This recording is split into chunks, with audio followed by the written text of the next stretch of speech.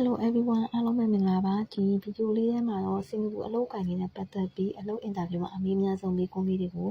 ပြပြပေးမှာဖြစ်ပါတယ်နံပါတ်1အနေနဲ့ Can you tell me about yourself ဒီအတိုင်းပဲဒီကတော့ကိုယ့်ရဲ့ mindset အကြောင်းလေးကိုပြပြပေးရမယ်နံပါတ်2 What is your name ကိုယ့်ရဲ့နာမည်ကိုပြပြရမယ်နံပါတ်3 How old are you ကိုယ့်ရဲ့အသက်ကိုပြောရမယ်နံပါတ်4 Are you single or married ကိုက single လား married လားပြပြရမယ်နံပါတ်5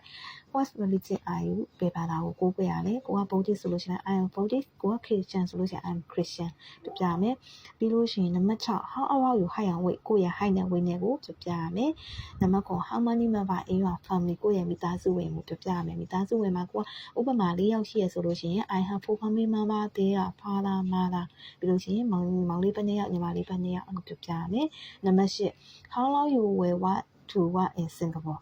စင်ကာပူမှာဘယ်နှစ်လောက်အလုပ်လုပ်ချင်တာလဲလို့မေးတယ်အဲ့ဒီနေရာမှာလေကျမအကြံပြုချင်တာ2 year more than လို့ဖြစ်ရင်သူပို့ပြီးတော့မှသဘောကျမယ်တချို့က1 year လို့ဖြစ်ရင်အဲ့လိုဆိုလို့ရှိရင် contract ပြအောင်မလုပ်နိုင်ဘူးဒီ worker contract ပြအောင်မလုပ်နိုင်ဆိုရင်မခေါ်ဘဲနေလိမ့်မယ်နော်နံပါတ်9 Do you have any experience for this job ဒီအလုပ်နဲ့ပတ်သက်ပြီးတော့အလုပ်အတွေ့အကြုံရှိလားလို့မေးတယ်အဲ့နေရာမှာကိုကဥပမာ kitchen နဲ့ရှောက်မယ်ဆိုလို့ရှိရင်လည်း I have experience kitchen helper position in Myanmar for 2 years အဲ့နေရာမှာလည်း experience မှာအနည်းဆုံးလောက်တော့2 နှစ်လောက်တော့ထည့်ပြောမှသူတို့သဘောကျမယ်နံပါတ်10 Why do you come to Singapore ဘာကြောင့်စင်ကာပူကိုလာချင်တာလဲအဲ့တော့ကိုကြီးကတော့အဓိကတော့ကိုကြီးကအလုပ်ကိုရဲ့မိသားစုကိုကိုရလာစားလေးနဲ့ထောက်ပံ့ခြင်းလို့အဲ့လိုပဲယူယူတတပဲပြောလိုက်မယ်နော် because I want to support my family with my salary and I want to improve my ability အဲ့လိုမျိုးလေးဖြည့်ပေးမယ်နော်နံပါတ်7 Do you know salary ကိုရဲ့လာစားကိုသိလားသိရဆိုလို့ရှိရင်ကိုရဲ့ offer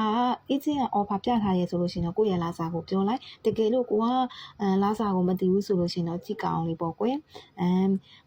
မြန်မာ agency အဲ့လိုမျိုးပြန်ပြောလိုက်လေရရဲ့နော်နံပါတ်7 Who will take care your parent if you can hear